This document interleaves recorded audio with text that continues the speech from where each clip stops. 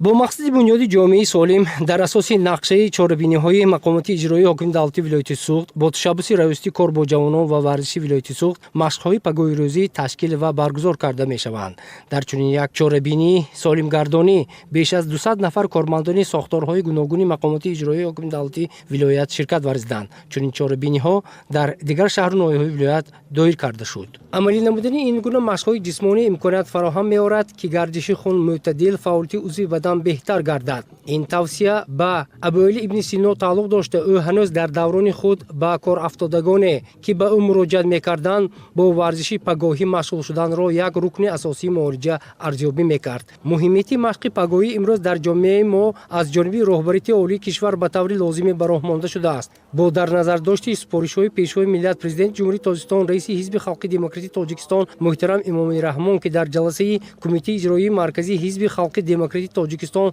وابسته به تحکیم طرز حیات سالم و جلب هرچه بیشتر اهالی به ورزش ارائه گردیدند، روستی کار با جوانان و ورزشی ولایت سوخت مشق دست جمعانه پگاهی روزی برگزار نمود.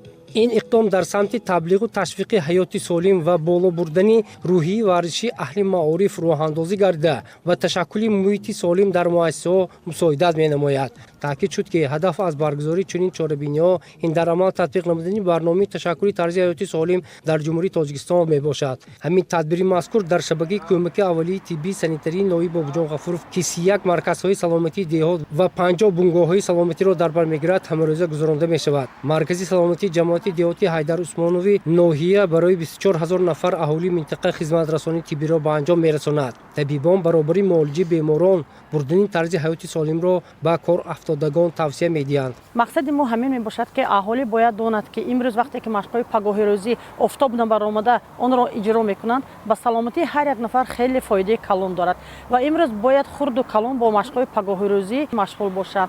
وقتی که ما طرز حیات سالم را انتخاب میکنیم به یگان بیماری‌ها گرفتار نمیشویم. دوره راهبری شبکه ابراز داشت به همه نمودی بیماران موافق سلامتیشان مشق‌های پگاهی توصیه داده می‌شود. اشخاصی که گرفتاری بیماری قلب است راهگردی سبب برای دیگر بیماران باشد. دیگر نمودی مشق‌ها پیش بینی گردیده تحت نظارت طبیبان با تربیت جسمانی مشغول شدن آنها به اجرا رسانده می‌شود.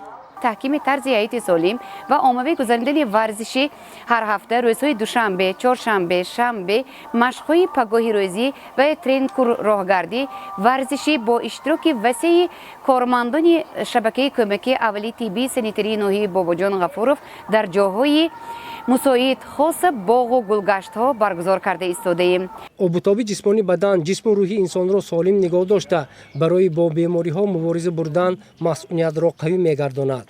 مشق‌های پگاهی روزی برای درست تشکل یافتن و با هر گونه نارسایی‌ها دچار نشدن جسم انسان مساعدت نموده باعث درازعمری و تنسیتی دائمی می‌گردد.